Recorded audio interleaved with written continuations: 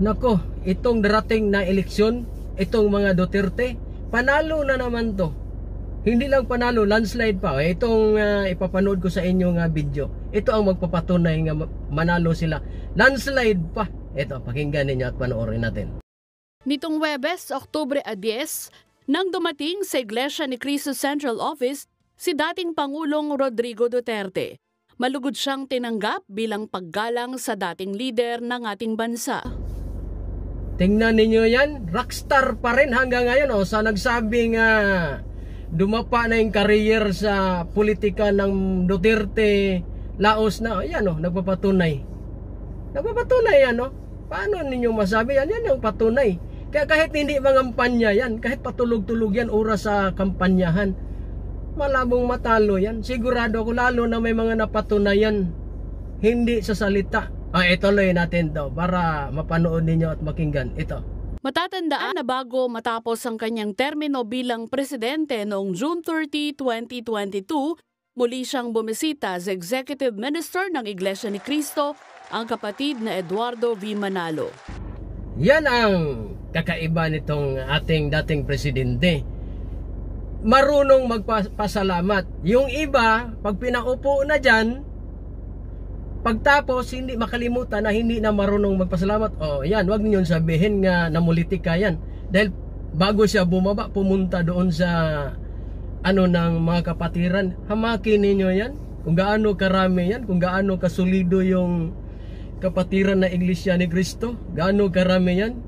Sa dyan pa lang kung gaano karami yan, yan lang yung Iglesia ni Cristo. Alam naman natin nga yung kapatiran na Iglesia, kapatid natin nga Iglesia ni Cristo, solido yan. Dagdagan pa sa QGC, yung QGC na yan, plus yung mga OFW pa. Napakarami yan, kaya kahit hindi yan mangampanya. Kaya yung nagsabi nga dapa, saan mo kinukuha nga nasabi mo yan? Nga dapa na yung ng dati nating presidente o yung mga Duterte, yung politika. Sige, magbigay ka ng isang prueba. Kung makabigay ka ba? Ayan nagpapatunay. Ituloy natin to. Sa kabuuan ng kanyang termino bilang Pangulo, ang INC ay naging mabisang katulong ng pamahalaan sa mabubuting adhikain nito na matulungang ang ating mga kababayan lalo na sa panahon ng krisis at mga kalamidad. Tingnan mo yan, sa panahon nga nakaupo siya, talagang yun yung katuwang pala nitong ating presidente. Kaya bago siya bumaba, nagpapasalamat. Pag ngayon nga pumunta siya, malugod nga tinanggap ng Iglesia ni Cristo. Kaya patunayan ninyo yung sinabi ninyo nga dapa na, dahil yan nagpapatunay nga hanggang ngayon malakas pa rin. Kung nanalo nga yan noon nga ang exhibit niyan Davao lang, ngayon pa kaya nga bago yan bumaba may tinatawag yan nga Duterte Legacy. Ang daming nakakaano dyan sa ginagawa niya sa namumuno ba siya, yung pagbabago. Ang daming nakaano sa pagbabago niya. Kaya dagdagan pa ito dagdagan pa sa mga bigating mga vlogger dyan nga yung DDS. Napakatindi yung mga sumusuportang vlogger dyan. Panoorin ninyo yun, silang Maharlig, sila si Banat Bay. Tingnan mo yung mga comments dyan, diba ang titindi. Kaya hindi basta-basta yan, kahit hindi yan mangampanya, kahit dyan lang yan sa bahay, nagmonitor lang sa mga nagkagulo dyan nga nangampanya, hindi yan basta-basta. Sigurado ako dyan, dahil maliban nga may napatunayan, yung dalawang QGC at saka yung kapatid nating Iglesia ni Cristo, talaga sa kanya, dahil sa mga nagawa nga kabutihan. Kaya paano yan masabi natin na dapa? Hindi natin masabi nga dapa kung wala tayong basihan. Pag magsabi tayo dapa na, luma na, nag-expire na o bla bla bla, yung may prueba. Pero kung hanggang salita lang, sino maniwala sa atin dyan? Samantala yan, kabago-bago yan nga balita. Kaya yung dalawa na yan, yung mag-ama, pati yung hindi lang mag-ama, parang hindi yung PDP laban. Talagang makita naman natin nga yung mga yung line up niya. Meron lang sumablay dyan. Dito lang tayo sa hindi yan lahat siguro manalo. Dahil meron talagang hindi dyan manalo. Pero sigurado ako hindi rin magipag-line up yung presidente na yan sa makakasira sa pangalan nila. Hindi yan mag-line up ng taong nagkakasira sa pangalan nila. Iniingatan nila yan.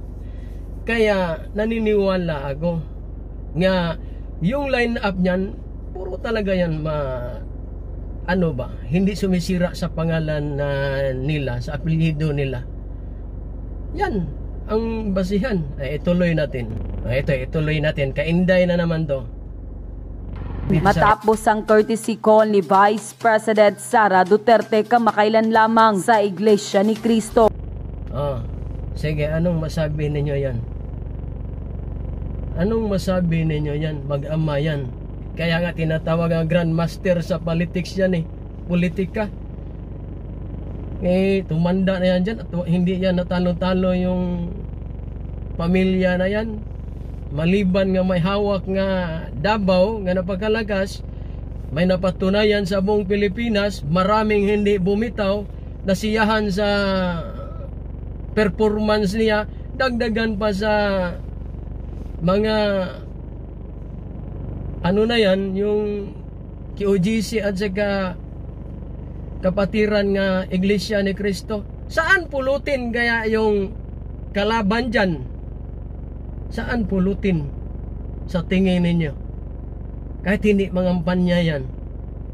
Kasi palagay ko, kung matandaan natin yung mga nakaraan nga eleksyon, di ba binanat-banatan habang binabanatan. Kahit ngayon nakikita natin habang si Inday Bibi Sara nandiyan naman nakikita natin may mga atake o may mga investigasyon.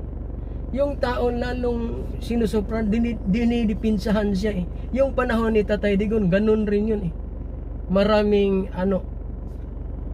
ang tao tuloy lalong umaano sa kanya. Ganun sila, kaya dapat pag ikaw kalaban dyan, dapat na lang makipag-alyansa ka na lang, sigurado ka pa kaysa anuhin mo sila, nga lalo ka tuloy di ba, yung mga nakaraan na nabura sa pagkapolitiko yung iba, ang daming nabura noon daming nabura noon. Yung panahon na yun, nakakakita naman natin ngayong umaano sa kanila, tumitira, nangawala yung tumitira. Kaya dyan pa lang makita natin kung gaano kalakas sila sa taong bayan, sa masa. Hindi yan sa pagkatao nila, yung sa ginagawa. Kasi kahit nga yung nandito sa ibang bansa na nagtrabaho, kakakita ramdam na ramdam yung mga nagawa ng ating Pangulo. Kasi magbigay lang ako ng sampol. Sinong politiko sa atin? Hindi ko alam kung sino pa. Nga katulad sa Davao, 'di ba? Lahat 'yan. Sinong politiko nga nakagawa ng katulad sa mga Duterte. Katulad yung Davao, exhibit nila yan. Sila ang humawak. Lahat na politiko may hinahawakan nga lugar yan, yung lugar nila. O sinong nakatulad niyang ganyan? Ang alam ko dati, ito si Jojo Marbinay. Dahil napakaganda rin yung Makati. Sinubaybayan ko yun Kaso lang, sa atake yung panahon na yun, sa wala pang eleksyon, atake ng kalaban sa politika, dandahang bumaba si Jojo Marbinay sa survey hanggang sa pagdating ng eleksyon, hindi nanalo. Pagkatapos ng eleksyon, sino pang umatake? Anong nangyari sa atake? Nagpatuloy ba? Kasi nagtanong lang ako kasi wala na akong balita kung nagpatuloy ba. O yung ibang politiko dyan nga, yung malakas sa taong bayan, inaatake. Tuloy-tuloy lang yung atake habang wala pang eleksyon. Pagkatapos sa eleksyon, may umatake pa ba? Yan ang tanong ko. Dahil Pagkatapos ng eleksyon, kusalang mga wala eh. Yung mga atake ng atake, katulad ni Tatay Digong, di ba inatake ng inatake yan? Pagkatapos ng eleksyon, biglang nangawala yung pag-atake ko ano-ano na lang eh, di ba? Dati. Tapos ngayon, nga binanatan na naman siya ng binanatan. Hanggang nakita natin yan. Kaya pagkatapos sa eleksyon, yun na naman naisip ko. Yun na naman ang isip ko. Nga maaari nga pagkatapos sa eleksyon, mawala na naman yung atake. Ang tanong ko kung nagpapatuloy ba pagkatapos ng eleksyon yung atake nila, kasi wala na akong mabalitaan eh, kahit sa social media, sa mga mainstream media, wala akong kakita nga pagkatapos ng eleksyon may pinatutunguhan yung atake nila, may nakasuhan, may nakulong, mga ganun ba? Wala. Mga tropa, bago ko ipagpatuloy yung munting video natin, small content creator pa lang ako, sana ibalato na lang sa akin yung pagkalimbang sa notification bell at saka sa subscribe button para naman umangat ng kaunti yung channel ko. Sa katulad ko nga baguhan lang, malaking bagay yung pagkalimbang ninyo at para updated kayo sa mga video ko nga i-post dito sa social media. Maraming salamat, ipagpatuloy natin. Kasi kaya pinost ko to, gumawa ako ng content nga ganito dahil nakakakita ko nga taliwas sa mga nangyayari, yung mga pinagsasabi ng ibang mga kababayan natin. Wala daw nagawa si PRRD, kumbaga taliwas siya, taliwas. Laos na daw si PRRD, yung mga Duterte, wala nang dapa na yung nila, career sa sa politika. Kaya pinakita ko sa inyo kung saan ninyo, bakit ninyo nasabi nga dapa na. O yan nagpapatunay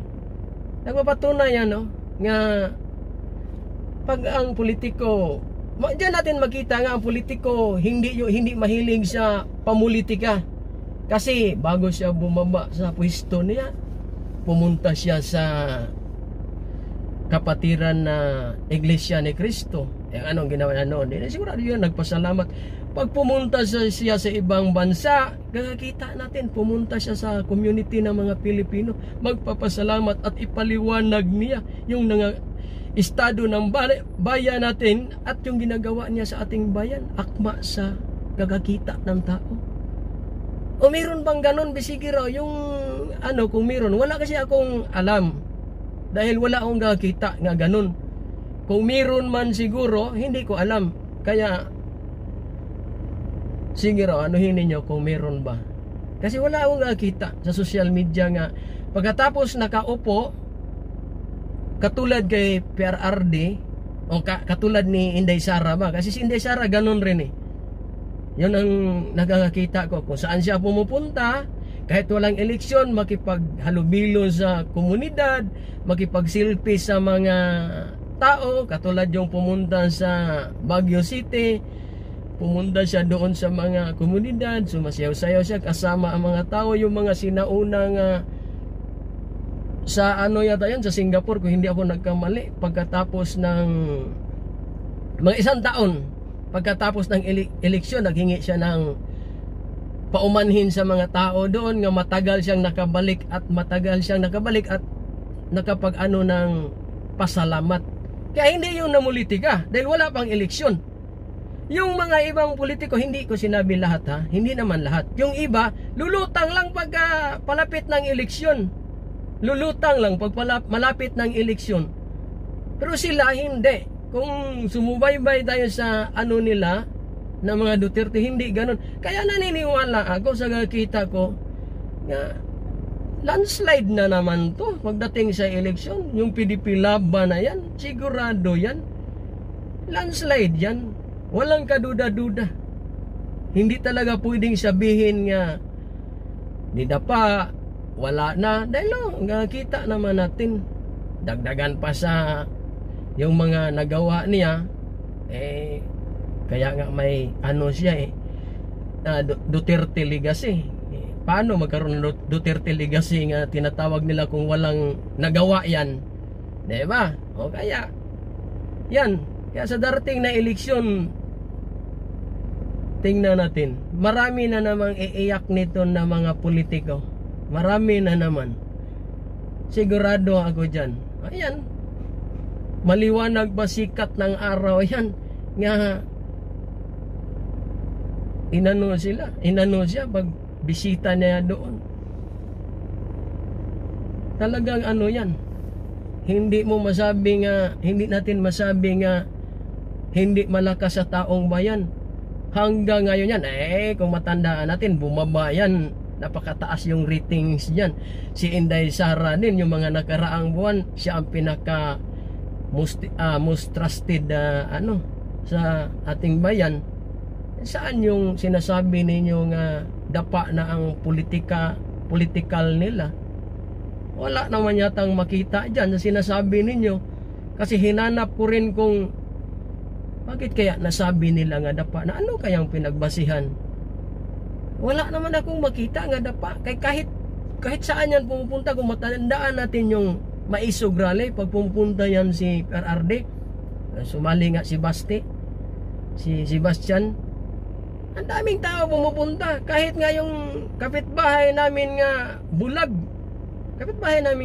kamag-anak ko, pumupunta doon kahit marinig lang yung boses, gano'n nila ka, yung pamilya na yan, tuwang-tuwa na siya, hindi nga siya makita dahil sa kasikatan sa ating dating presidente. Kasikatan, gusto lang niyang marinig. Bakit yan sumikat? Wala naman yatang sumikat nga politiko nga hindi nagtrabaho. Kalaki namang imposible dyan. Sumikat yan dahil sa performance niya. Meron din naman sigurong sumikat nga hindi politiko dahilan sa angkan at may kaya. Maya-maya, hindi naman yan ganun-gano At kakita natin talagang sumikat siya. Unang-una, walang talo sa ganda ng serbisyo niya sa taong bayan. Kaya dyan yan nga sinabi ko, hindi ako nagbase sa pagkatao ni PRRD. Hindi naman ako kilala dyan. Nagbabase ako sa performance niya. Nga, napakaganda. Sabi nila, wala daw nagawa. Kung isa-isahin, sa sunod na video, isa-isahin ko yan para makita ninyo kung wala bang nagawa. Sa sunod post ko, isa-isahin ko yung mga nagawa dyan. Kahit dyan lang sa Metro Manila, yung pagpumunta guys, Metro Manila, gakita sa dalawa ninyong mata. Mga tropa, bago ko tapusin yung munting video natin, sana nagustuhan ninyo yung yung video ko. At maraming salamat sa panonood ninyo. Mabuhay at bye-bye. Duterte tayo, PDP laban para sa bayan. Isa lang bansa natin, delikado, baka sakali pagka tayo ng humahawak dyan nga, pabayaan tayo. Game over yung bayan natin, saan tayo pulutin? Isa lang yan. Kaya sana tuloy-tuloy lang. Maraming salamat sa ating lahat mga DDS. Suportahan ninyo yung channel ko at bye-bye.